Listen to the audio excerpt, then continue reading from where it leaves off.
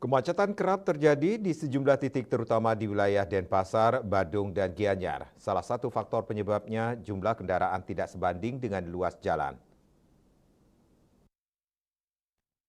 Aspal di Pulau Dewata ini 95.204 unit yang terdiri dari sepeda motor 82.443 buah, mobil 10.317 unit dan truk 2.444 unit. Sedangkan pada 2023 tercatat ada 5.016.351 unit kendaraan. Menyikapi kondisi tersebut, Kabid Humas Polda Bali Kombes Polisi Jansen Afitus Panjaitan menjelaskan berbagai upaya dilakukan Polda Bali dan jajarannya untuk mengantisipasi kemacetan.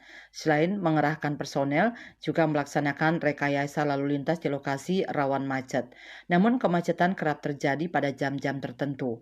Terkait akan digelarnya WWF di Nusa Dua, Badung, Kombes Jansen mengatakan selain telah dilakukan pemetaan titik-titik di sepanjang rute yang dilalui maupun pada lokasi kegiatan, Polri telah mempersiapkan petugas lalu lintas khusus serta didukung sarana prasarana. Hal ini dilakukan dalam rangka memastikan setiap rangkaian kegiatan perpindahan dari satu tempat ke tempat lain berjalan dengan lancar dan tertib. Total personel pengamanan rute dan lokasi kegiatan Polda Bali mengerahkan 907 personel, Mabes Polri 1.539 personel, 100 unit mobil, dan 125 unit sepeda motor.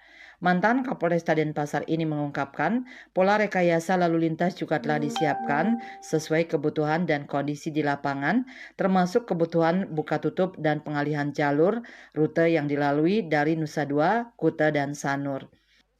Dalam pelaksanaan pengawalan, kepolisian akan berkoordinasi dengan Pas Pampres sesuai ketentuan SOP, pengawasan dan patroli serta pengaturan arus lalu lintas untuk kelancaran pejabat VIP serta delegasi. Kerjasama dan dukungan dari masyarakat sangat diharapkan, khususnya harus tertib berlalu lintas dengan selalu berkendara di jalur yang sudah ditetapkan.